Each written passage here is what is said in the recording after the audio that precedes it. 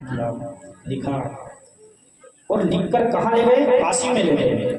अब जब वहां ले गए गोस्वामी जी, तो जितने भी संत ब्राह्मण पंडा पुजारी थे वे तुलसीदास जी से क्या करने लग गए? ईर्ष्या करने लग गए, जलने लग गए कि तुम्हारी रामायण सही नहीं है। तो फिर क्या किया जाए? परीक्षा दी जाए। बाबा विश्वनाथ के मंदिर में सब वेद उपनिषद ग्रंथ 18 पुराण सब रखे गए और उसके नीचे नीचे क्या रखी गई? श्री रामचरित्र मानस। पट बंद कर दिए गए, गेट लगा दिए गए। जब गेट लगाए, फिर प्रातः काल जब गेट खोले तो सभी संतों ने ब्राह्मणों ने एक अचंबा देखा। जो रामचरित्र मानस सबसे नीचे थे वो सबसे ऊपर आ गई। और ऊपर ही ऊपर क्या लिखा हुआ था बाबूजी?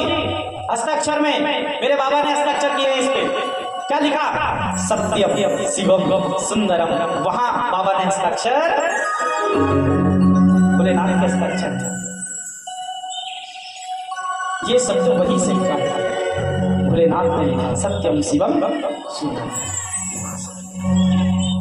अब चलो, ये तो गोस्वामी जी की बात हो गई, वहां उन्होंने हस्ताक्षर कर दिया। लेकिन अब यह बताओ कि कौन कौन रामचरित्र मानस अपने घर में पढ़ते हैं? बाबूजी हाथ खड़ा करो आप। कोई पढ़ते हैं? अच्छा, एक दो हाथ। अरे साल में एक बार ही भली, सावन भादों में कभी पढ़ लो, है ना? उसी समय पढ़ते तो है ना? ठीक है। और कौन कौन नहीं पढ़ते हैं वो भी खड़ा करो। अब जीजून पढ़िए। क्यों मेरी माँ जो लाल कपड़े में बंधी हुई है वो थी, वो पे धूलो कितो जम्यो है? सही से बता दो, जम्यो है कि नहीं है? गिरा दो आप। रामचरित्र मानस सबको पढ़ना चाहिए। हमें निज धर्म पर चलना सिखाती रोज रामायण, सदा शुभ आचरण करना सिखाती रोज रामायण। ये रामचरित्र मानस की इसलिए रोज पढ़ो। अपने बच्चों को मंदिर से जोड़ो, सत्संग से जोड़ो, कथा से जोड़ो। वो स्वामी जी ने रामचरित्र मानस को लिखा और लिखकर विचार किया। अब बाबा रोज प्रतिदिन सोच क्रिया करने जाते हैं। वहीं सूखे पेड़ में जल दे देते जिसमें एक प्रेत रहता है। प्रेत ने पता बताया कि जाओ वहां राम कथा होती है, वहां एक कोड़ी रूप में जो वृद्ध व्यक्ति है वही श्री हनुमान जी महाराज है, आपके दर्शन हो जाएंगे। बाबा ने चरण पकड़ लिए उस कोड़ी व्यक्ति के और हनुमान जी ने कहा कि आप जाओ चित्रकूट के घाट पर, वही संतन की भीड़, वहां आप जाओ और वहीं आपको रामलला मिल जाएंगे। वो स्वामी जी वही गए और वही रोज प्रतिदिन चंदन घिसते। आज जब वहां पर आयोजन हुआ, मेरे राम जी बाल रूप में आए। वो स्वामी जी आज रो रहे हैं कि प्रभु आप कब दर्शन दोगे, कब दर्शन दोगे? तो वहीं हनुमान जी महाराज ने तोते का रूप ले लिया और कहा, ये श्लोक हनुमान जी ने बोला, चित्रकूट के घाट पर भई संतन की भीड़, तुलसीदास चंदन घिसे बाबा ने चरणों में प्रणाम किया। देखिए श्रीमद् भागवत महापुराण के सुख कौन है? उसमें भी सुख है। ध्यान से सुनना मेरी माता बहनें। सुखदेव जी ही तोते के रूप में राजा परीक्षित जी को श्रीमद् भागवत की कथा सुनाई और मोक्ष प्राप्त करा दिया। और रामचरित्र मानस में सुख कौन है? वो है श्री हनुमंत लाल। बोली हनुमान जी महाराज की। ये हनुमान जी वहां दर्शन हुए। एक डॉक्टर है रत्नाकर करके, कभी मंदिर नहीं गया, कभी भगवान का नाम नहीं लिया, कभी पूजा पाठ नहीं की। एक बार संत श्री नारद जी मिल गए। नारद जी को बांध दिया कि जो तुम्हारे पास हो दे दो। नारद जी ने कहा कि हमारे पास तो कुछ नहीं है, मैं एक प्रश्न करता हूँ। नारद जी ने कहा कि जो तुम पाप कर रहे हो, क्या तुम्हारे परिवार के उसके भागी बनेंगे? क्या जो तुम पाप कर रहे हो वो भागी बनेंगे? वो भाग लेंगे इसमें, वो बंटवाएंगे तुम्हारे पाप को? रत्नाकर ठाकुर ने कह दिया कि क्या पता, पूछ के आता हूँ। पूछने गए, सबने मना कर दिया, माँ ने मना कर दिया, बेटा तू कर लू तो तू कर रहा है, उसके हमसे भागी क्यों बने? हम क्यों तेरे पाप को भुगते? तेरी तू जान, जैसे तेरी तू जान बेटा। सबने मना कर दिया, पत्नी ने मना कर दिया, बेटे ने मना कर दिया, माता पिता ने मना कर दिया और कहा कि ठीक है। वो जब वापस आए तो नारद जी के चरणों में गए और कहा कि बाबा आज मेरे सारे पाप धुल गए, मैंने आपकी चरणों में मैं आ गया हूँ। सुंदर ज्ञान प्रदान हुआ। लेकिन जिसने कभी राम जी का नाम नहीं लिया वो राम नाम कैसे ले? तो उनके मुख से निकला मरा मरा मरा मरा। और उल्टा नाम जपत जग जाना और वाल्मीकि भय ब्रह्म समाना, ब्रह्म के समान हो जाता है। आप कैसे भी जपो, भाव कुभाव अनक आलस हूँ, नाम जपत मंगल दिसदस हूँ। आप जपो तो सही, चाहे कैसे भी जपो, ये मंगल करने वाला नाम है। लेकिन हम जपते नहीं है, बस यह एक समस्या है, हम जपते नहीं है। इसलिए जीवन में भगवान का नाम का स्मरण करें। और बाबा ने कहा है कि राम कथा क्या है, तो आइए आपको श्रवण कराएंगे राम कथा। जैसे जीजीओनो आप कितने ही पनीर की सब्जी बना लो, मिष्ठान बना लो, और बिना नमक के वो स्वाद नहीं देती है। ऐसे ही अगर आप कथा में बैठे हो, मेरे बाबूजी बड़े बुजुर्ग जो बैठे हैं उनसे एक निवेदन है, चाहे भगवान का कितना ही भजन कर लो, लेकिन अगर कथा के प्रति अगर भाव नहीं है, संतों के प्रति अगर भाव नहीं है, ब्राह्मणों के प्रति अगर भाव नहीं है, तो सब गारो को गारो कम होने चीजें हो ना कि आज तो सब्जी गारो लगे, नमक मिर्ची का ठिकाना नहीं। तो ऐसे ही अगर इसमें प्रेम नहीं है, इसके प्रति लगाव नहीं है, मन नहीं है, तो सब बेकार है। बोलो ना जय श्री राम। और कथा में नींद ज्यादा होता, जब भगवान ने कुंभकर्ण को मारा तो वो निद्रा देवी, उनकी कुंभकर्ण की पत्नी ने कह दिया कि जहां कथा होगी वहां मैं पहले पहुंच जाऊंगा। वो उनकी कुंभकर्ण की पत्नी चलती है रात में, तो बंधुओं कहना है कि क्या है, बाबा कहते हैं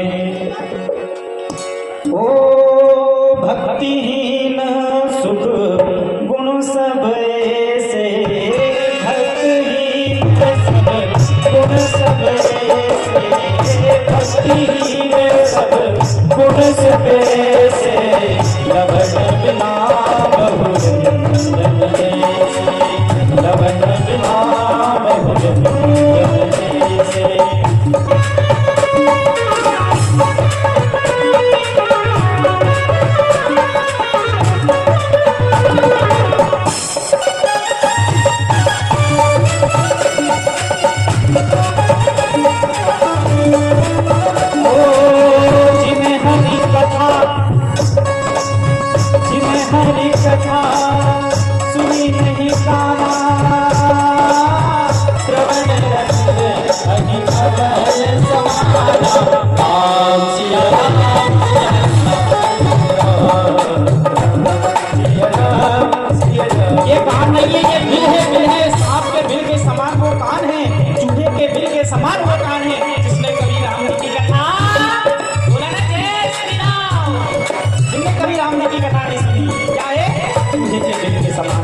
बाबा ने कहा है, देखिए कितनी सुंदर बात कह दी है बाबा ने। ओ नरक स्वर्ग अब स्वर्ग से नरक स्वर्ग अब स्वर्ग से ज्ञान विराग सकल सुख देवी।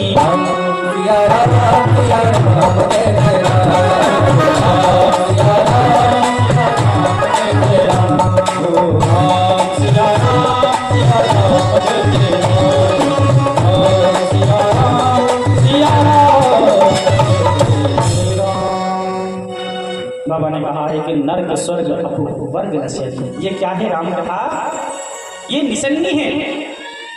क्या है जी? निसन्नी है। आपको कहाँ जाना है, स्वर्ग में जाना है कि नर्क में, ये आपके ऊपर बाबा ने छोड़ दिया। अब ये बताओ कौन स्वर्ग जाना चाहता है और कौन नर्क जाना चाहता है? मेरी माताएं पहले हाथ खड़ा करेंगे, कहीं अपने स्वर्ग जाना है कि नर्क में जाना है? अगर स्वर्ग में जाना है तो हाथ खड़ा कर दो। अच्छा, आप सभी स्वर्ग, बहुत बहुत धन्यवाद। अब बाबूजी उनमें कौन स्वर्ग जाना चाहता है और कौन नर्क जाना चाहता है? इनमें आधा तो ऐसे हाथ आलस नहीं उठाएगा। जाकी रही भावना जैसी प्रभु मुहूर्त देखी थी ना, आगे आप बोल दो। कैसी? ये कल्प वृक्ष है और इस कल्प वृक्ष में आप जो इच्छा कर लोगे वो आज नहीं तो कल तो पूरी होना निश्चित है। तो कौन कौन स्वर्ग और कौन नरक में जाएगा? स्वर्ग की बात कर लेते हैं पहले। अच्छी बात करो, नहीं बुरी बात को अगर अपन पहले नरक में जाएगा, पहले स्वर्ग की बात करते हैं। कौन कौन बाबूजी हाथ खड़ा करें, कौन जाना चाहेंगे स्वर्ग में? अच्छा और पीछे बाबूजी, अच्छा सभी स्वर्ग में। चलो बहुत बहुत धन्यवाद सबका। तो ये निशानी है बंधु, ये नहीं समझना। इसलिए जब तक रहो परमात्मा से जुड़े रहो।